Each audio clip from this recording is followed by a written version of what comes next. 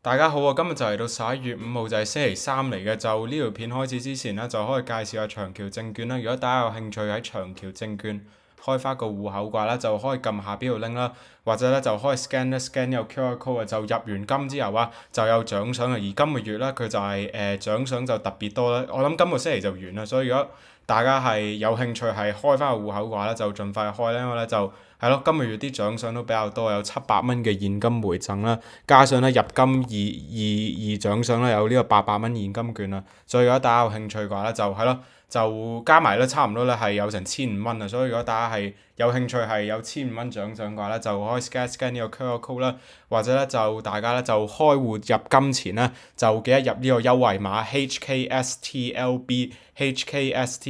呢個優惠碼嘅。好啦，就講一講指數方面嘅話咧，就見到指數方面嘅話咧，今日就係回調啊，就係見到咧就指數方面就係低開咧，低開幾多咧？就係低開25701點啦。全日咧就係跌幅就收窄嘅，最後收市就係報25935點啊，跌16點啦，總成交就係報2388億啦。就見到指數方面嘅話咧，都係你好呢排成交都係維持到嘅，而你好今日咧就係388方面業績方面嘅話咧係幾唔錯啦，而 EPS 方面嘅話咧全年 EPS 咧今年咧係有差唔多成13蚊啊，而我自己就覺得其實如果你有 EPS 有13蚊嘅話咧，其實你計翻而家嘅估值嘅話咧係大概係市盈率係大概係30倍左右啦，而如果嚟緊咧成交係可以拉翻勻係有2500億，你見到呢排成交係都有2500億嘅，主要咧都係因為今日季佢成交加埋冇2500億啦，就係因為咧佢年頭方面嘅話咧成交係冇咁勁，因為咧如果大家記得嘅話咧，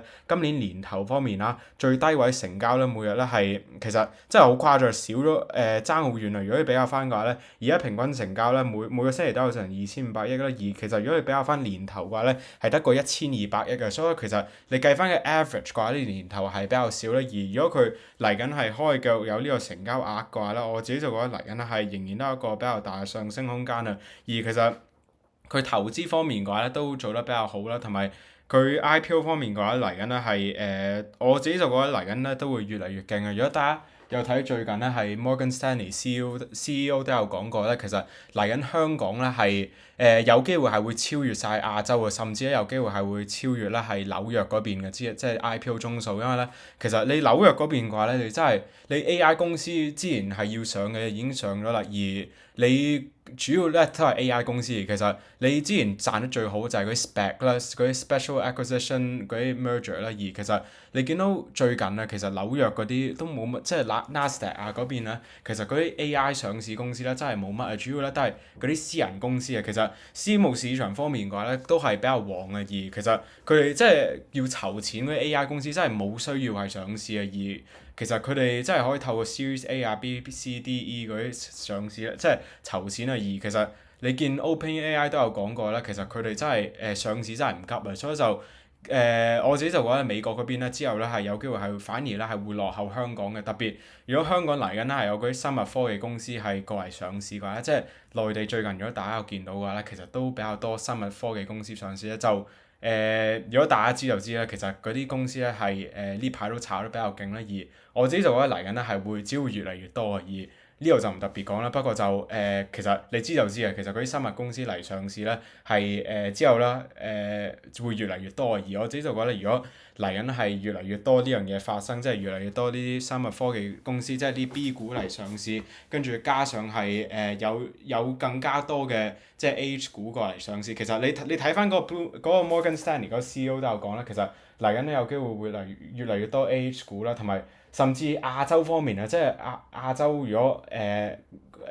韓啊、日本啊、新加坡啊、東南亞市場係嗰啲公司係過埋嚟上市嘅話咧，其實到時嗰個成交額咧係會好誇張嘅，同埋其實香港呢個市場啊係基本上係最 liquid 嘅市場嘅，即係流通性係最強嘅市場嘅。而其實我自己就覺得嚟緊咧係香港係呢個一個比較多嘅優勢咧，而其實呢個咧係一個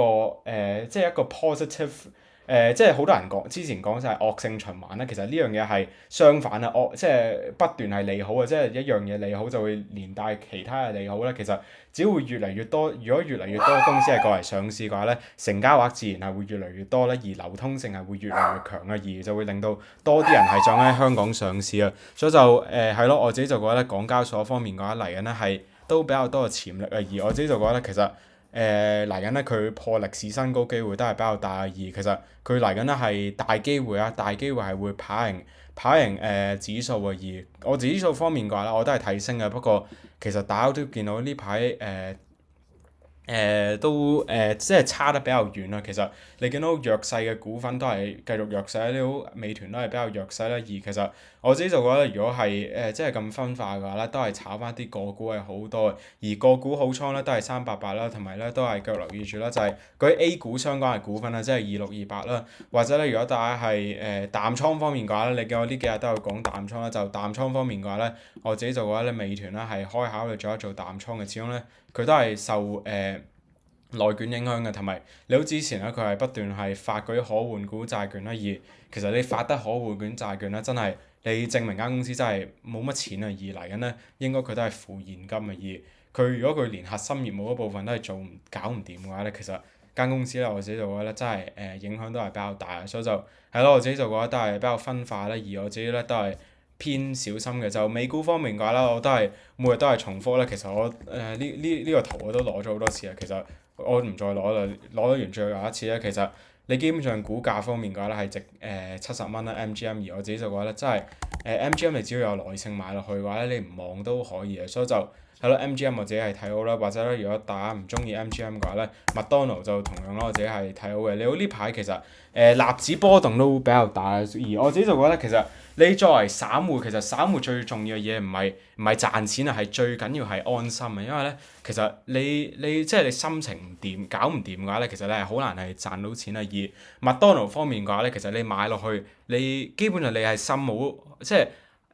係你冇嗰啲大上大落，其實你坐落去等於係買定期嘅，而其實等於儲蓄寶咧。其實你呢隻，而我自己就覺得其實你每年都有一個穩定嘅增長咧，而買落去嘅話，等同買儲蓄寶，即係等於買保險啊。而我自己就覺得其實就係麥當勞方面嘅話咧，係一個幾唔錯嘅公司啦。而其實你買落去唔理啦，我自己就覺得都係可以嘅。而其實你基本上300蚊樓下嘅話啦，我自己都係覺得平啦，所以就係咯，麥當勞方面嘅話咧，我都係覺得係幾唔錯嘅。好啦，都冇乜特別啦，就幾個以上嗰都唔係投資建議啦。就另外，如果大家有興趣嘅話，就可以喺 Patreon join 翻一個戶口啦，就會員啦。如果大家有興趣嘅話，就撳下邊個 link 啦，join Patreon 啦，或者咧大家咧就可以喺長橋證券開翻一個戶口嘅。就 Patreon 方面有啲咩咧，就有一個